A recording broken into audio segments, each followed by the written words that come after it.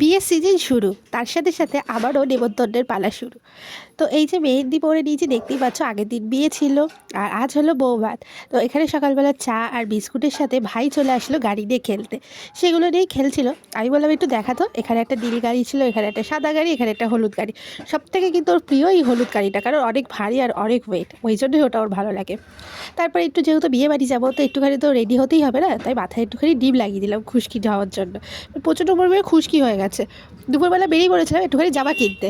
বিয়েবাড়ির চক্করে এতদিন ধরে অনেক কিছু খাওয়া হচ্ছে, তাই পেট মন দুটোই ভালো রাখতে আগের দিনের ফ্রায়েড রাইস, বাসি ফ্রায়েড রাইসই বলতে পারো, একটুখানি ডিম দিয়ে ঝুড়ো করে খেয়ে নিয়েছিলাম।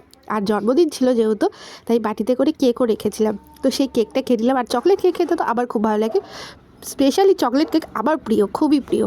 দুপুরবেলা বাজারে গেছিলাম এই জামাটাই নিয়ে আসতে। আর এই যে ওড়নাটা, এটা বেনারসি ওড়না বা বেনারস থেকে নিয়ে এসেছিলো। তো এই ওড়নাটাতেই জামাটা কেমন লাগছে আমাকে কিন্তু কমেন্ট করে বলো।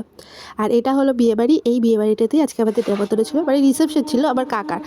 তো মানে একটু দূর সম্পর্কে নয়, ঠিক আত্মীয়। আর বিয়ের কার্ডটা দেখছো তো, খুব ইউনিক, হোয়াটসঅ্যাপের মতো আমন্ত্রিত অতিথি।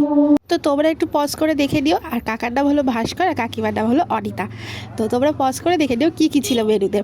রান্নাবান্না কিন্তু দারুণ হয়েছে। আর তোমরা কী করছো? ভিডিও দেখছো? শুধু ভিডিও দেখলে হবে না, আমি কিন্তু বিয়েবাড়ি খাচ্ছি, তোমরা আমার চ্যানেলটাকে সাবস্ক্রাইব